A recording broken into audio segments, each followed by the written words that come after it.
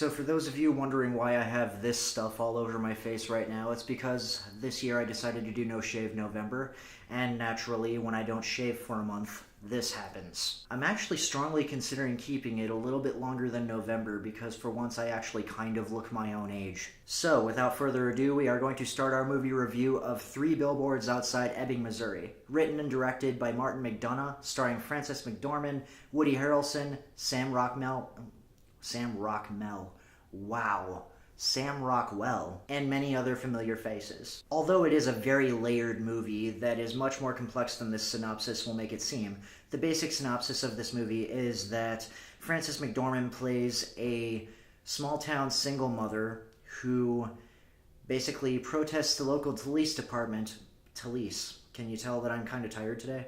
Police department, in order to actually speed up the solving of her daughter's murder. Now, before I go into my analysis of this movie, I honestly have to say this is one of the best movies I've seen this year. One thing the film has going for it is a very compelling story and a very well-written screenplay by McDonagh. One of the things that McDonagh does very well, and before I continue, I have to say that I have not seen his previous films. I've been told that I really need to watch them, In Bruges and Seven Psychopaths. So, this is a review from somebody who has not seen his previous movies. What McDonagh does very well is balancing the line between very dark comedy and very hard-hitting drama. There is some unbelievably great dialogue in the movie, and it's very well anchored by very well-layered characters. Even the throwaway characters, or what would be considered throwaway characters in other movies, are not treated as throwaway characters here. Rather, they are all pretty well three-dimensional. None of them are really one note at all. None of the characters in this movie are portrayed as strictly heroic or strictly villainous. Each one has very strong qualities, and each one has very, very huge flaws. I will be shocked if Frances McDormand does not get nominated for an Oscar for her performance in this movie. It is phenomenal. And even though I'm saying this about Frances McDormand's performance in this movie, I honestly have to say the same for everybody else across the board. Of particular note is Sam Rockwell. Sam Rockwell, in my opinion, is one of the more underrated actors working in Hollywood today, and he's one of those guys who has good roles and takes on good roles and does really well in those roles. Like, if you've ever seen the movie, wow, I'm forgetting the title. If you've ever seen the movie The Way, Way Back, he does really well in that role. If you've ever seen the movie Moon, he's done really well in that role. He's one of those character actors who pretty much does a good performance every time he does a performance, but unfortunately, whenever he does that good performance, it's overshadowed by somebody else's good performance.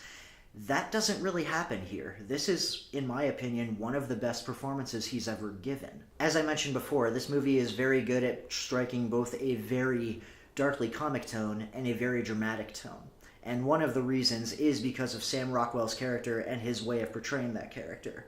He's very good at doing the funny moments, but he's also very good at layering them in something dramatic and giving more layers to his character. I don't want to spoil anything for anybody who has not seen the movie yet, but what I will say is that Sam Rockwell's character starts out as a very despicable character. You honestly just start out hating him. And then, as the movie goes on, you end up kind of feeling for him quite a bit, and there's a little bit of redemptive quality to his character, and you honestly root for that redemption to take place. A lot of people are saying that he might get nominated for his first Oscar here, and honestly, I would not be surprised. And the rest of the cast is very good as well. They all do a great job. And now we get to another really great thing about the movie, which is the direction that Martin McDonagh takes with the movie. This movie is very well directed. Martin McDonagh knows how to set both a very darkly comic tone and a very dramatic tone. There are some really amazing set pieces in this movie and some really amazing filmmaking techniques that are used here. And the thing about it is that these filmmaking techniques are often examples of things that people would see in art house movies. However, they're employed in this movie in a way that doesn't make it feel like it's going over the top or doesn't make it feel like it's trying too hard. Whenever McDonagh uses these filmmaking techniques, he uses them in a way that works with the story. For example, there's one particular scene in the movie that is done all in one take.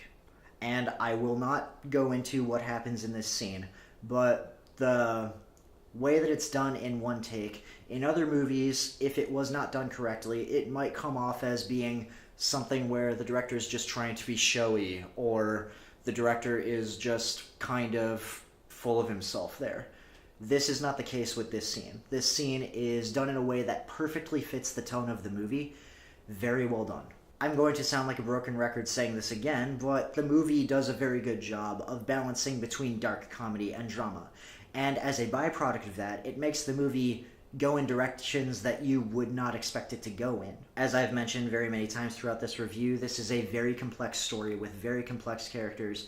It goes in directions you would not expect it to go in, and those are all very good directions that it ends up going in. Overall, what I would say about Three Billboards Outside Ebbing, Missouri is that it is a very powerful film. There are scenes where you laugh hysterically at what's going on. There are scenes where you kind of cringe at what some of the characters are doing because you know that they should not be doing that, even though you kind of root for them at the same time. It's mind-boggling what Martin McDonagh is able to do with this story and the way he makes you view these characters in this story. I would honestly be very surprised if this movie did not get any Oscar buzz. I mean, it's one of those movies that you can tell is going to get Oscar buzz, but it's not Oscar bait. It's actually a very compelling, very gripping, very good movie. Alright guys, those are my thoughts on the movie Three Billboards Outside Ebbing, Missouri. A very powerful and very outstanding film that I would really recommend seeing.